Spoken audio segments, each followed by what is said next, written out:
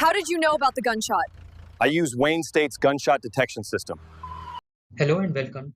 Today we are excited to present our DSC 7500 practicum project, a real-time gunshot detection system built by our Wayne State data science team. Gun violence is a major urban issue, and current systems rely on delayed human reporting. Our solution uses fast API, WebSockets, and React to detect and visualize gunshots in real time with greater speed and accuracy. We use React with Leaflet and WebSocket by secure OAuth access for live maps and alerts. A simulate script helps in sensor logs and data issues. I'll explain my backend. Our backend is built with fast API chosen for its high performance and WebSocket support, and secure user authentication is achieved through Google Auth and Bicrypt for password hashing. The main fast API initialize modular routes for gunshots, microphones, logs, and WebSocket communications.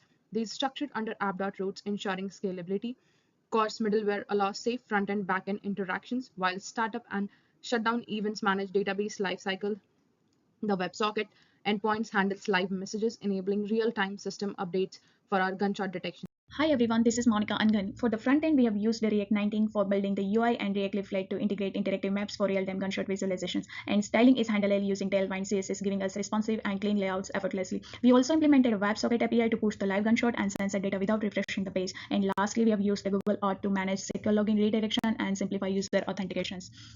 Front-end components, the front-end app start at main.jsx, which rendered the root components. The map is managed through gunshotmap.jsx, which dynamically updates mic and gunshot location using React and Leaflet. Our WebSocket clients connected to the backend at WebSocket receive real-time alerts when like gunshot is detected. The corresponding mic markers blinks and highlight on the maps. We also route and display the metadata like mic ID, timestamp, and sensor location for each event. So now moving forward, let me walk you through with the gunshot simulate script slide. We have designed a Python script called simulate_gunshot.py to replicate gunshot scenarios virtually. It begins by randomly generating a gunshot location near hard-coded microphones positioned around Detroit. Then using the GeoPy library, it calculates the real-world distance between the gunshot and each mic. From this distance, we compute the time delay using the speed of sound.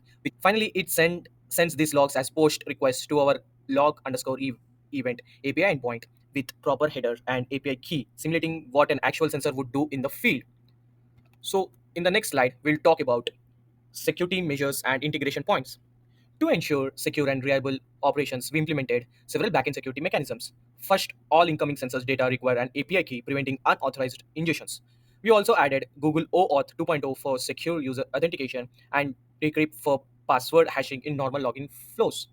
On the integration side, the system is connected via REST APIs like a log event, gunshot, and microphone, along with a WebSocket at AWS for real-time log updates.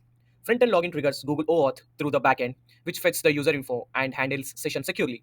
All sensitive configurations is externalized via .env files, keeping our code clean and deployment safe. Database schemas, the tables that we have used contain the following columns: users, logs, gunshots, and microphones; ORM, SQL, Alchemy models with async support; all events timestamped and geotagged; index columns for performance. Moving on to deployment, Dockerfile present for containerization.